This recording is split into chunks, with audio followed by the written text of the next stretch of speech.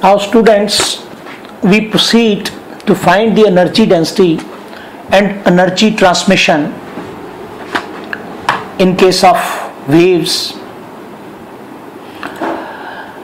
देखिए, जब कोई वेव किसी मीडियम में चलती है तो उस मीडियम के जो पार्टिकल्स हैं वो अपनी जगह पे सिंपल हार्मोनिकली वाइब्रेट करते हैं, जबकि एनर्जी आगे ट्रांसमिट होती है। तो जो कोई भी पार्टिकल हम कंसिडर करेंगे, मान लो बीच में वेव के हम कोई भी पार्टिकल कंसिडर करते हैं, तो वो एक खास पोजीशन के ऊपर मीन पोजीशन से एक्सट्रीम पोजीशन पे जाएगा, फिर दूसरी एक्सट्रीम पे जाएगा, फिर दोबारा मीन पे आएगा, जैसे सिंपल हार्मोनिक मोशन होता ही है। तो जो मीन पोजीशन होती है, मीन पोजीशन के ऊपर पार्टिकल के पास ओनली काइनेटिक एनर्जी होती है, जबकि एक्सट्रीम पोजीशन के ऊपर उसके पास ओनली पोटेंशियल होती है, पोटेंशियल एनर्जी। और यदि बीच में कहीं भी देखेंगे in between mean position and extreme position, तो उसके पास बोथ टाइप ऑफ एनर्जी होती है, काइनेटिक भी और पोटेंशियल।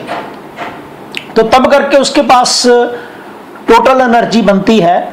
हमने कहा था कि यदि फ्रिक्शन ना हो मीडियम में तो total energy always remains constant. तो ये हम आगे भी निकाल चुके हैं और हम यहाँ पर पार्टिकल के केस में दोबारा भी निकालेंगे। और यही हमारा अगला जो टॉपिक है कि टोटल एनर्जी डेंसिटी कितनी होती है, या फिर इंटेंसिटी साथ ही साथ एनर्जी ट्रांसमिशन की यहाँ यदि बात करते हैं तो हम बात करते हैं कि इंटेंसिटी ऑफ वेव कितनी होती है, तो वो भी हम आने वाले टॉपिक में निकालते हैं। तो हमारा यही नेक्स्ट टॉपिक है कि what is net energy transport and energy density. We are going to deal it analytically. तो ये हमारा एनालिटिकल ट्रीटमेंट। तो आप कंसिडर करो कि हमारी कोई वेव पॉजिटिव एक्स डायरेक्शन में चल रही है और उसकी सी वेलोसिटी है। तो आपको याद है कि यदि उसके ऊपर कोई भी पार्टिकल देखा जाए तो उस पार्टिकल की यदि पोजीशन x हो और किसी भी टाइम t पर हमने उसका डिस्प्लेसमेंट देखना हो, तो it's displacement is represented by y equal to r sine omega t minus kx। अब कई बच्चे कहते हैं कि यहाँ cos होता है, तो आप cos भी ले सकते हैं, ये साइन भी हो सकता है, cos भी हो सकता है, डिपेंडिंग अपॉन द कंडीशंस। तो y इक्वल टू, मैं ये ले रहा हूं y equal to r sine omega t minus kx, we call it as equation number 1। तो ये आपने बेसिकली +1 में भी किया हुआ है, but here it's just a repetition and we are going to take it up as it is there in our syllabus. तो यहाँ पर जो ओमेगा है, आपको पता omega is angular frequency, it is equal to 2 pi nu होता है। और यदि हम k की बात करें तो you are very much knowing k is called propagation constant, या वेव वेक्टर भी बोल देते हैं, and it is equal to 2 pi over lambda होता है। और r इस वेव का एम्पलीट्यूड होता है, ये भी हम पहले पढ़ चुके हैं, न्यू फ्रीक्वेंसी होती है और लैम्डा वेवलेंथ होती है। तो that we are knowing it. और यदि इस डिस्प्लेसमेंट को डिफरेंशिएट करेंगे विद रिस्पेक्ट टू t, यानी इक्वेशन 1 को, तो हमारे पास वेलोसिटी आ जाएगी। और इसीलिए हम taking x to be constant, क्योंकि हम पार्टिकल की बात कर रहे हैं, तो dy by dt will be the velocity of the particle at a given position, तो उसमें x कांस्टेंट रहेगा। तो इसीलिए हम डिफरेंशिएट कर रहे हैं टू फाइंड द वेलोसिटी। तो velocity of the particle v is equal to dy over dt and this is equal to r omega cos omega t minus kx। Just differentiating equation number 1। हम पीछे जो बता के हटे अभी, वहां पर चेन रूल लगाएंगे और ये v निकल आएगा। ऐसे ही यहां से मैं एक्सेलरेशन निकाल सकता हूं, इसको डिफरेंशिएट करूंगा इक्वेशन 2 को, तो हमारे पास एक्सेलरेशन आ जाएगी। And acceleration a will be equal to d dt of v और d dt of r omega cos omega t minus kx। और यदि आप r ओमेगा देखें तो कांस्टेंट है, बाहर आ गया, d dt of cos omega t minus kx करेंगे तो minus omega sine omega t minus kx आएगा।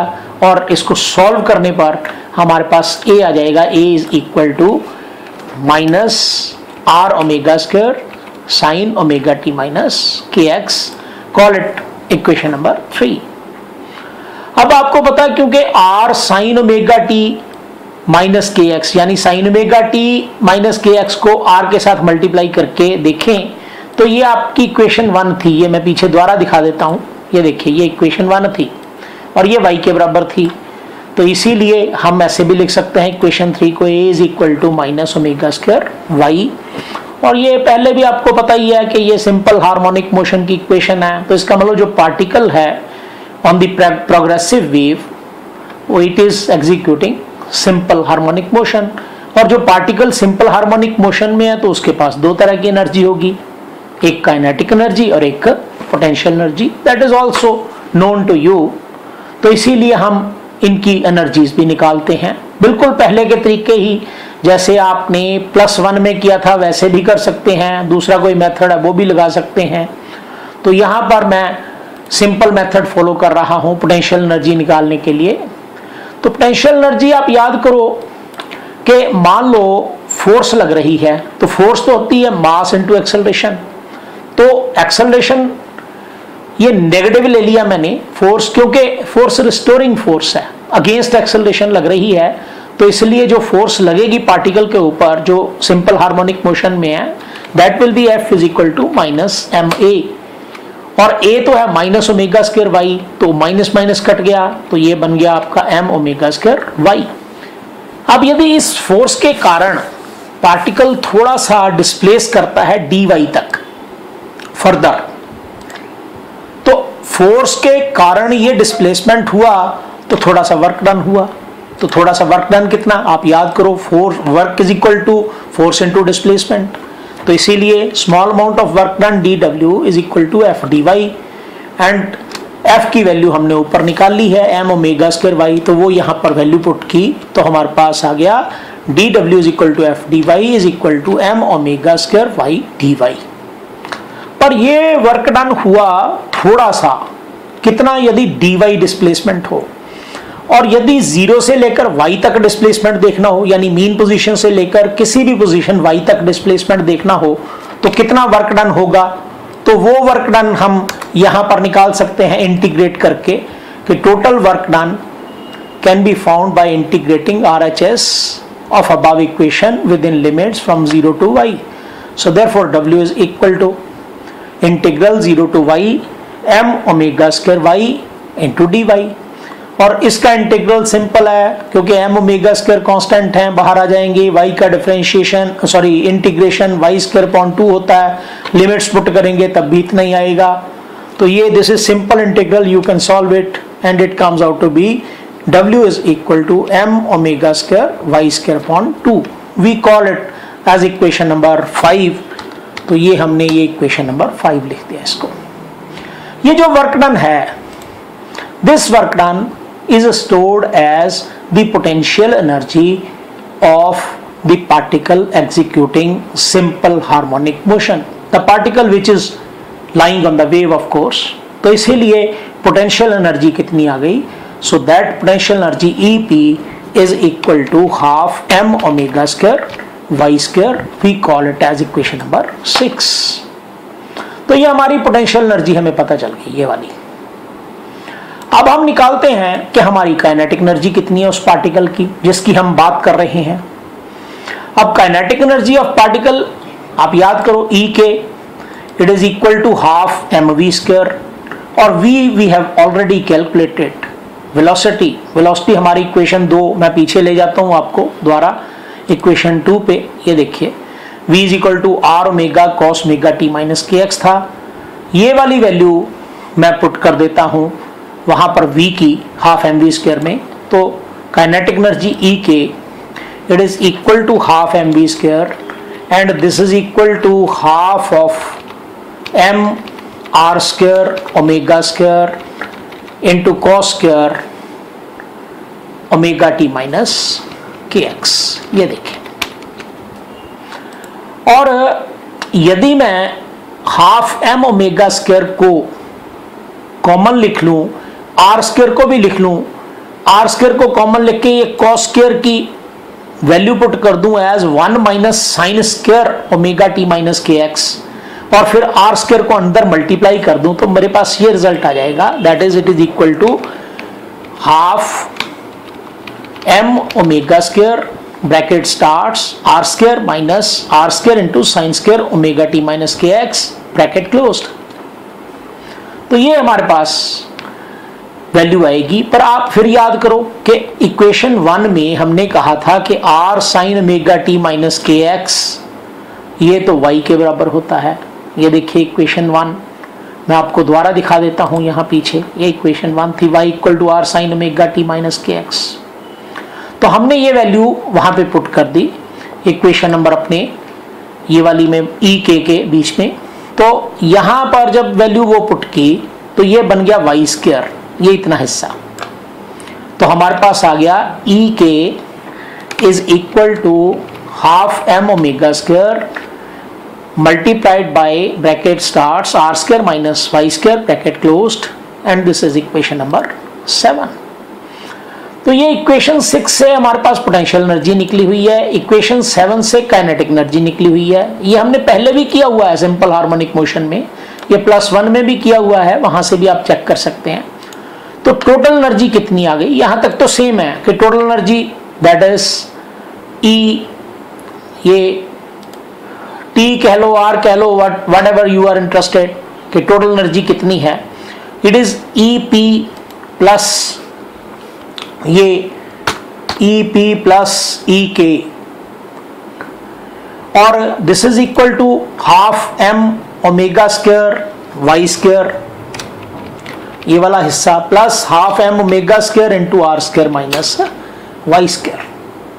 और यदि यहां से half M omega square Y square common ले लेंगे तो बाकी बचेगा y square plus r square minus Y square, तो वाई स्क्वायर कट जाएगा और हमारे पास आ जाएगी टोटल एनर्जी ई आर या ई टी, जो भी आप कहना चाहते हैं इसको, E total it is half M omega square are square, and we call it as equation number 8। तो ये हमारी टोटल एनर्जी आ गई। पर हम चाहते हैं कि हमारी जो एनर्जी प्रोपेगेट कर रही है उसकी इंटेंसिटी कितनी है वो भी तो पता चले। तो उसके लिए हम बढ़ते हैं आगे, हम मान लेते हैं कि हमारी जो वेव है ना, उस वेव में या हमारा जो मीडियम है जहाँ जिस मीडियम में वो वेव चल रही है, उस मीडियम के n is the number of particles per unit volume, मतलब यूनिट वॉल्यूम में उस मीडियम के n पार्टिकल्स हैं। तो इसीलिए यदि एक पार्टिकल के पास energy half M omega square are square है तो n पार्टिकल्स के पास कितनी एनर्जी होगी, वो होगी एनर्जी पर यूनिट वॉल्यूम। क्यों? क्योंकि number of particles per unit volume n है, तो एनर्जी पर यूनिट वॉल्यूम ही आएगी। तो इसीलिए total energy per unit volume E is equal to that will be n into E t. आपने यदि T लिया तो T कर लो, R लिया तो R कर लो।